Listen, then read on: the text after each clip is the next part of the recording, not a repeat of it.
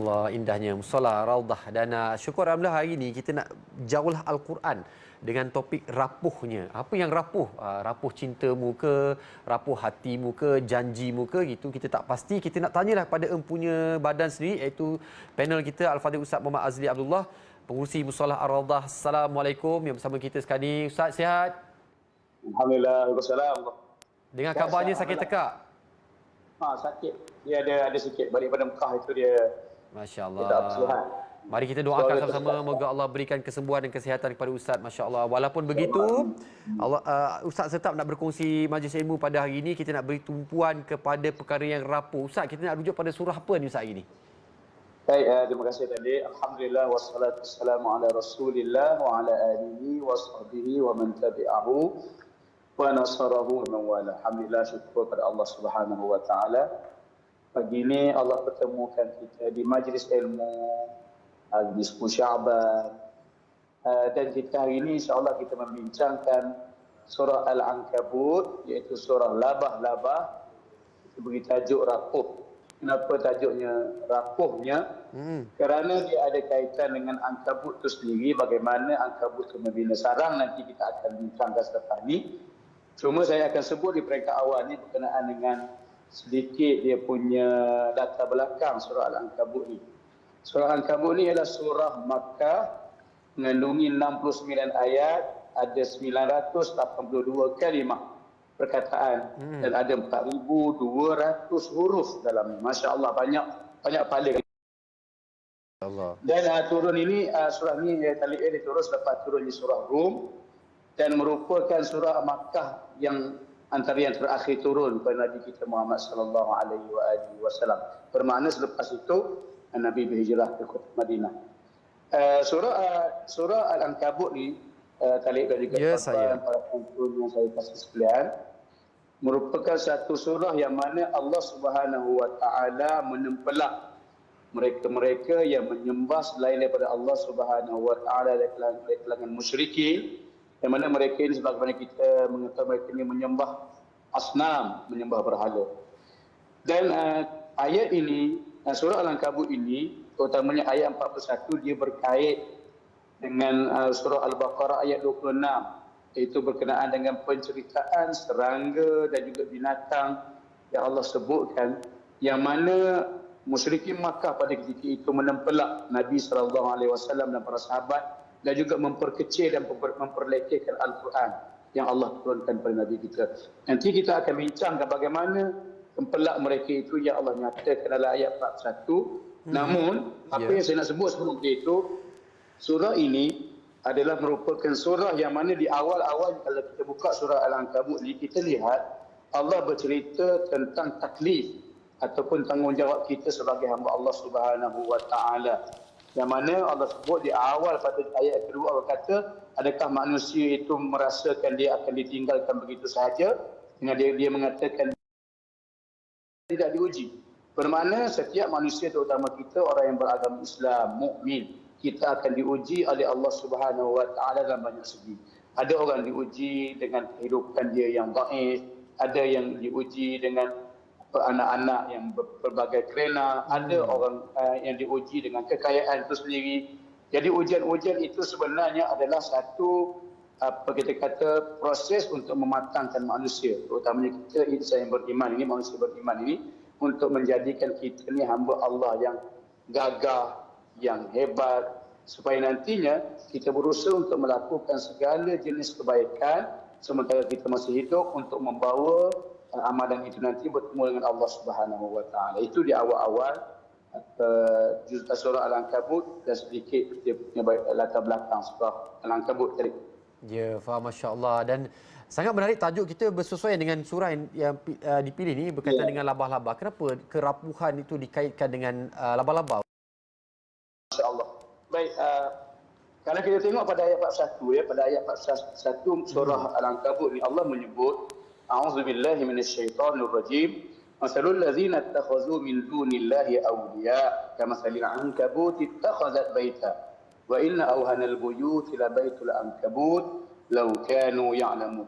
Perumpamaan mereka yang mengambil selain daripada Allah itu sebagai pelindung ataupun sebagai Tuhan, seumpama labah-labah yang membuat sarang, membuat rumah. Rumah ni dalam bahasa Al-Quran disebut bait, buyut, sebab dia merupakan tempat tinggal labah-labah. Namun rumah dia itu tidak sebagaimana rumah kita. Rumah kita ni ada tiang, ada bumbung, ada lantai. Adapun rumah labah-labah tu tak macam rumah, dia cuma ada net saja. Jadi Allah sebut juga kerana itu tempat tinggal mereka. Dan Allah sebut selepas itu, wa inna awhanal buyut la baitul ankabut, sesungguhnya selemah-lemah rumah itu ialah rumah labah-labah. Kenapa? Rumah labah-labah ni dijalin begitu payah. Cantik, spider web tu kan. Cantik sangat. Tapi apa masalah yang berlaku kepada spider web, sarang labah-labah ni ialah dia rapuh, dia tak kuat. Kalaupun dia boleh memerangkap, hanya serangga-serangga kecil yang lebih kecil daripada tubuh labah-labah itu sendiri. Adapun serangga-serangga yang besar dia langgar hancur. Lebih lagi serangga macam kita ni, serangga kita manusia. Serangga sebesar kita ni, binatang ataupun manusia, haiwan yang besar bila langgar dia akan koyak lalu terpaksa lah hancur lah. Jadi dalam bentuk yang mudah difahami. Sebab itulah kata Dr. Muhammad Sayyid Tantawi, almarhum merupakan bekas Syekhul Azhar. Dia kata apa? Tujuan Allah mendatangkan perumpamaan ni supaya kita dapat diberikan penjelasan berkenaan dengan perkara-perkara yang tersirat. Apa-apa yang jauh didekatkan dengan kita melalui perumpamaan. Jadi perumpamaan labah-labah ni sangat dekat dengan masyarakat Arab pada ketika itu kerana mereka kenal labah-labah dan mereka kenal sarang labah-labah. Dan sarang labah-labah ni sendiri, Allah menyebut tentang bagaimana Nabi SAW Abu Bakar Siddiq ketika berada di Jabal Sur, di Bukit Sur, dalam peristiwa Nabi SAW dikejar ketika Nabi nak berhijrah. Antara serangga atau binatang yang membantu Nabi SAW ialah labah-labah. Labah-labah itu ada maknanya cerita tentang labah-labah ini seolah-olah biasa bagi masyarakat Arab. Maka Allah beritahu pada mereka pada ketika itu, cuba kamu tengok labah-labah ini sarang. Sarang dia cantik, indah, tapi tenunan dia itu sangat rapuh dan sangat-sangat tidak kuat. Menyebabkan mereka sedar rupa-rupanya apa yang mereka pegang, apa yang mereka sembah selain pada Allah ini, patung berhala, Hubal ke, Al-Lata, Al-Uzza ke, semua tak boleh menolong mereka. Bahkan jika sekiranya lalat pun hinggap di hidung patung berhala yang mereka sembah pun, tidak boleh menghalau lalat tu pun. Nak ceritanya, Da'ufat talibu wal matlub disebut dalam Al-Quran. Lemahnya yang meminta pada berhala, lemah juga yang dipinta, iaitu berhala itu sendiri. Allahu Akbar. Maksudnya ayat yang mengambil pelindung selain daripada Allah. Maksudnya kalau kata kita sandarkan kepada usaha kita, sandarkan kepada tenaga kita juga, adakah dikira sebagai itu kerapuhan? Betul. Kita kadang-kadang kita bersandar pada dahan yang rapuh, masalahnya bersandar pada tempat yang tidak kuat. Kita boleh minta pada bantuan pada manusia. Tentu sekali, of course lah, kita manusia. Tali tolong saya, duit tak ada contohnya, boleh pinjam tak ini. Memang kita perlu ada bantuan manusia, tetapi jangan kita lupa di hadapan manusia, iaitu makhluk yang terjadilah Allah Subhanahu Wa Taala. Kenapa tak terlebih dahulu kita minta kepada Allah, ya Allah ya Tuhanku, murahkanlah rezeki aku ya Allah, rasa sempit bulan ini, ya Allah ya Tuhanku, bantulah anak-anakku ya Allah supaya mereka semua berjaya dalam kehidupan mereka, ya Allah ya Tuhanku, jadikanlah aku insan yang taat seperti dengan nisfu Sya'ban ya Allah. Maknanya kita sandar dulu pada Allah Subhanahu Wa Taala dan ada usaha kita minta bantuan pada manusia sebab kita manusia. Kalau kita tidak ada kawan-kawan, sahabat sebagaimana Nabi ada sahabat yang sentiasa mendukung, tentu sekali kita ni jadi bertambah rapuh. Tapi perlu diingat, depan sekali untuk meneguhkan pendirian kita, kehidupan kita ialah Allah Subhanahu Wa Taala. Minta pada Allah. Allah Akbar. Minta dengan Allah, memperbanyakkan doa. InsyaAllah mudah-mudahan barangkali ada yang tadi kita pun dah kongsi dengan Ustaz Samsul Hakim bahawasanya kita boleh bersandarkan, bertawassul dengan apa yang kita kongsi, rezeki dan sebagainya. Sebenarnya apa yang Ustaz kongsikan ni juga terakam dalam buku Tua di Quran. Kita akan kongsikan sebentar lagi. Tua di Quran ni cukup luar biasa. Kita akan kupas bersama dengan Ustaz kita. Apakah yang dimasukkan buku Tua di Quran? Sebentar lagi kita akan kongsikan berehat seketika, insya-Allah.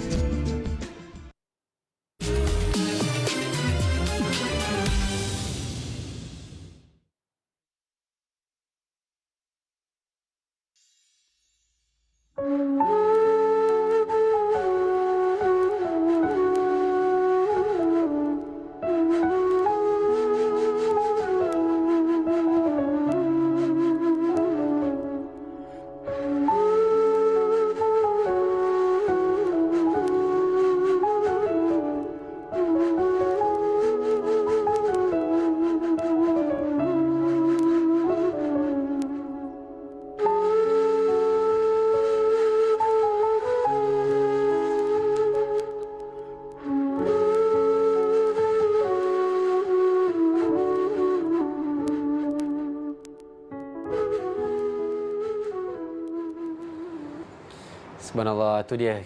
Allah beri kita peluang untuk menyaksikan persiapan masjid atau surah Ar-Radah ni. Masjid Ar-Radah sebenarnya berlatar belakangkan lautan yang terbentang. Dan kita bersama dengan Ustaz Muhammad Azli Abdullah ataupun Ustaz Wolverine. Atau kita akan menyentuh tentang surah Al-Ankabut ni, tentang labah-labah. Dan Ustaz tadi ini bukan cerita Spiderman. Assalamualaikum Ustaz. Masih lagi bersama kami?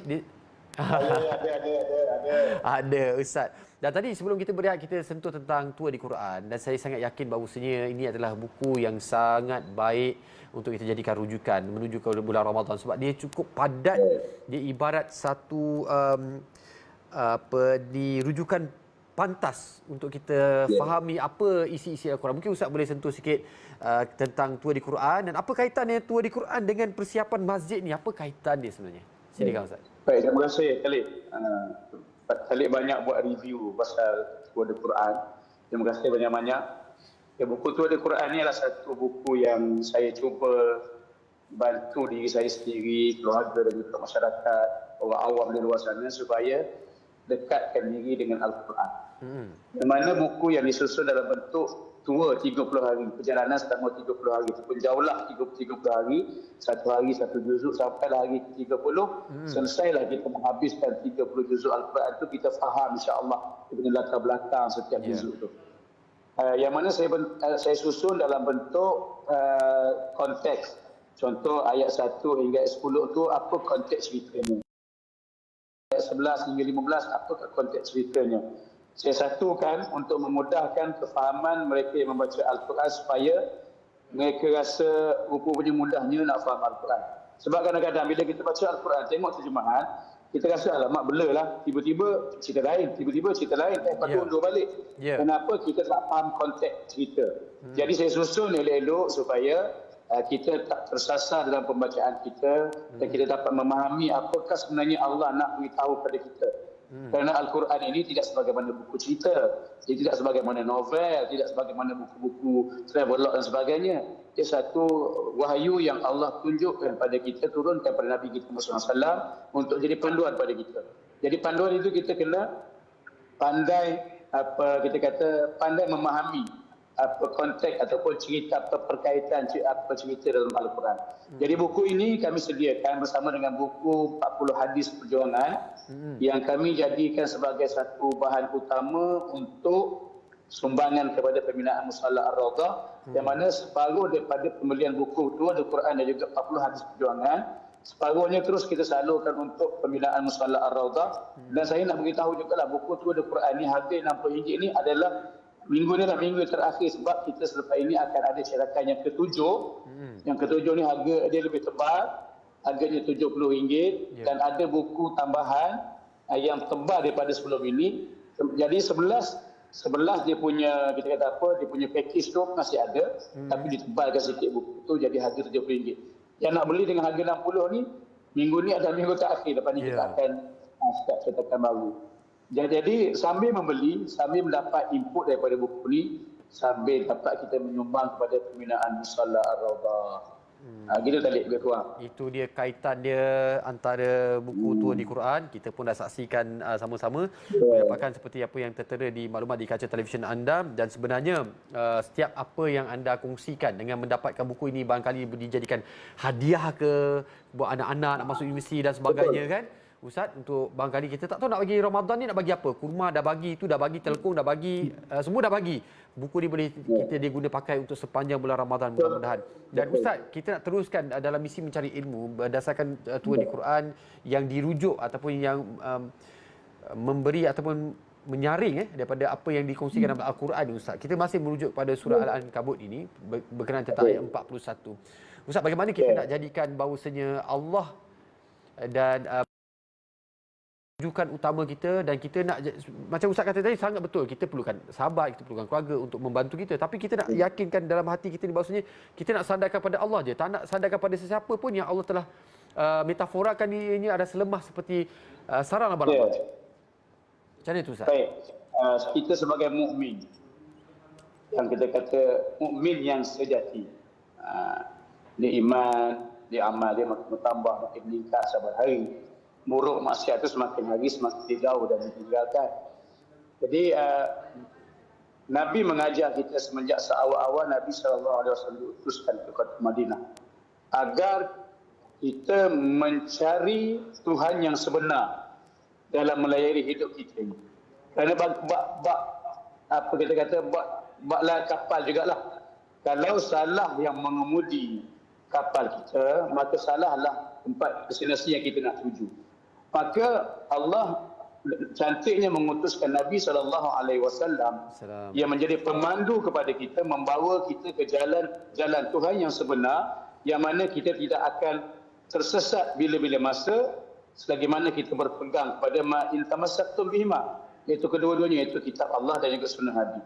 Bermakna Nabi nak bawa, Allah mengajak kita menuju kepada siratal mustaqim, jalan yang lurus, yang mana jalan itu mesti diikuti sepanjang hidup kita. Jalan-jalan yang kiri kanan yang mengganggu kehidupan kita, ada yang percaya kepada tahyul, ada percaya kepada Tuhan-Tuhan yang lain yang wujud, itu adalah jalan yang salah. yang boleh menyebabkan jalan lurus yang kita sepatutnya lurus itu menyebabkan jadi bengkok, akhirnya kita tak sampai ke destinasi kita. Jadi kita sewajarnya dan sewajibnya ini menjadikan Allah Subhanahu Wa Taala sebagai Tuhan kita. Memang kita mukmin, kita beriman, tapi adakah sepanjang kehidupan kita ini kita benar-benar beriman? Sebab ada di kalangan kita yang namanya muslim, namanya mukmin, tapi dalam masa yang sama masih melakukan perbuatan yang dikategorikan dosa besar. Sebagai contoh, melakukan santau dan sebagainya. Kadang-kadang dia kata dia muslim, dia semayang, dia yang pergi ke masjid bersolat, tapi dia menyantau jiran dia, menyantau kawan-kawan dia, melakukan sihir. Sedangkan kita tahu sihir itu perbuatan terkutuk yang dilarang oleh Allah Subhanahu Wa Taala. Jadi apabila kita berpegang dengan pegangan yang suci, murni, ini agama Islam, yang kita bertuhan yang satu, maka kita kena pastikan sepanjang perjalanan hidup kita jangan sekali-kali kita melakukan perbuatan syirik. Antara perbuatan syirik yang itu menyekutukan Allah ialah kita melakukan perbuatan sihir tadi. Jadi hati-hati sepanjang hidup kita mungkin tidak lagi menyembah berhala sebagaimana musyrikin Makkah. Kita tidak akan lagi melakukan perbuatan yang sama.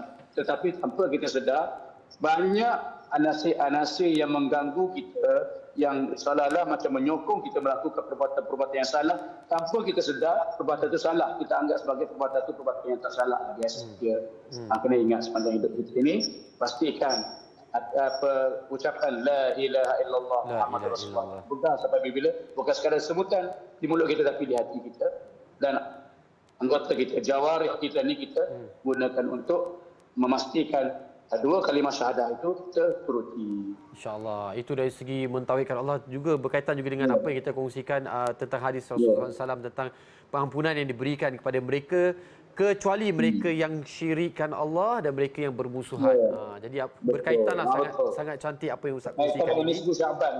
Ya, baik. Subhanallah, luar biasa. Dan bercakap tentang tidak mensyirikkan Allah, bersandar kepada Allah juga. Kita nak sentuh juga dalam keadaan ekonomi hari ini agak menekan. Pada mereka yang yakin, yang beriman kepada Allah, yang yakin dengan janji Allah pada bahawasanya pada mereka yang berkongsi rezeki, bersedekah dan sebagainya akan melimpah ruah rezeki. Bagaimana Ustaz kita nak pasakkan dalam fikiran kita bahawasanya dengan secara ringkas ni Ustaz, bagaimana ianya sedekah ni kita sangat yakin dia akan melipat gandakan rezeki kita.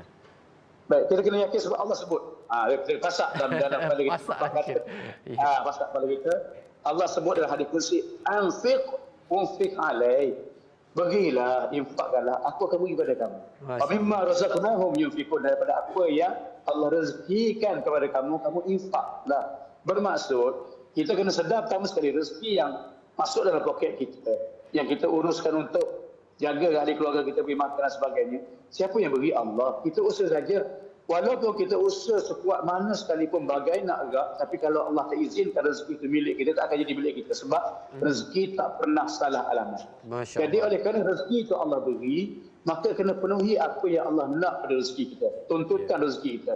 Infak, jangan kedekut, kena bayar zakat. Kalau ada sumbangan yang diminta pada kita, siapa yang channelkan hati orang minta pada kita, Allah beri. Jangan kita kedekut. Kerana Allah yang memberikan rezeki kita, mengurus rezeki kita. Kita cari saja, bila dah dapat, uruskan dengan baik, kongsikan dengan orang lain. Kewajipan yang perlu dikeluarkan daripada rezeki kita tu, keluarkan dalam sesama, tambah-tambah dengan top-up sikit dengan infak sunat ni. InsyaAllah, mudah-mudahan dengan apa yang kita kongsikan rezeki itu, Allah lipat gandakan rezeki kita, insyaAllah mudah-mudahan. Dan kita pun faham bahawasanya Ustaz pun dalam satu misi untuk mengajak orang ramai, dan pun mata kepala kita dah menyaksikan bahawasanya Musholah Ar-Rawdah macam tak kena panggil musola, padahal dia masjid yang gah berdiri, orang ramai dah pun berkongsi rezeki, kubah hijau pun dah nampak, kita pun dah tahu kenapa Ustaz kongsikan dan sebagainya. Ustaz mungkin boleh kongsikan jugalah sebenarnya apakah perkembangan, apa lagi yang boleh kita sama-samalah untuk membina atau menyempurnakan rumah Allah ni. Baik, Musholah Ar-Rawdah kita masih lagi guna nama musola sebab belum dapat lagi apa kita kata kelulusan untuk naik taraf masjid dan memohon. Nanti kalau naik taraf nanti kita akan gunakan Masjid Ar-Rawdah lah. Buat masa ni hampir mencecah 80% siap. Alhamdulillah. Kita tunggu plaster luar saja. Ni nampak plaster luar belum siap lagi. Itu gambar lama tu, gambar sekarang dah tingkap dah ada. Plaster luar saja belum, dan juga elektrik dah siap pasang, cuma belum. Ini yang baru sikit. Tapi ada lebih baru daripada ni. Sekarang ni kita akan gunakan bulan Ramadan ni di ruang solat utama dah siap. Kita akan gunakan untuk Ramadan ni solat tarawih. Namun Yang berbaki itu kita akan siapkan sehinggalah handover serahannya pada bulan 7. InsyaAllah awal bulan 7 kita akan serah apa kontraktor akan serah masjid kepada kita. Ucapkan ribuan terima kasih kepada tuan-tuan puan yang tak putus-putus menyumbang. Yang mana sumbangan tuan-tuan sebenarnya sumbangan untuk diri sendiri. Yang mana kita membina masjid di atas muka bumi ini, yang Nabi sebut, dia sebenarnya membina mahligai di surga. Sebab siapa yang membina kerana Allah, kata Nabi, walaupun masjid itu sekecil sarang burung atau kecil lagi daripada itu, Allah telah bina untuk dia mahligai dalam surga. Sebenarnya manifestasi daripada keinginan kita untuk dapat surga terindah, mahligai terindah di surga esok ialah dengan kita menyumbangkan sedikit sebanyak daripada apa yang Allah rezeki kepada kita untuk pembinaan masjid sebagai persediaan awal untuk kita berpindah ke negeri yang kekal abadi, insyaAllah di surga esok. InsyaAllah. Mudah-mudahan. Terima kasih Ustaz atas perkongsian. Saya haraplah semua para penonton hari ini dapat ambil maklumat yang ada ni, kita simpan. Saya sangat yakin bahawasanya maklumat bank account ni sangat-sangat diperlukan sekarang. Maksudnya untuk kita, tujuan kita untuk berkongsi rezeki, apatah lagi di bulan Ramadan kan. Ada yang nak merancang untuk bersedekah setiap hari di bulan Ramadan. Ambillah nombor akaun Musalla Ar-Raudah ni menjadi pilihan setiap hari pagi sebelum azan subuh tu kita dah sedekah tu waktu sahur kan Ustaz ya. Dan waktu Ramadan, waktu berbuka dan ini insya-Allah mudah-mudahan kita pilih nombor akaun ni sebagai pilihan utama kita, insya-Allah kita bina rumah Allah. Mudah-mudahan. Terima kasih Ustaz atas perkongsian. Dipermudahkan selalu Ustaz, cepat sembuh Ustaz Wolverine. Ustaz Wolverine kena kuat kan. Baik. Insya-Allah ada sikit kepada para penonton semua, teruskan berkongsi rezeki mudah-mudahan, dan kita akan berehat stiker. Sahabat saya Dewi, dia ada buat kawan-kawan dia, dan kebetulan Dewi kata dia nak pakai baju sama macam saya. Saya tengok samalah baju hijau awak hari ni Dewi. Siapa yang pakai baju yang sama? Kena tonton sama-sama bersama dengan Dewi sekejap lagi.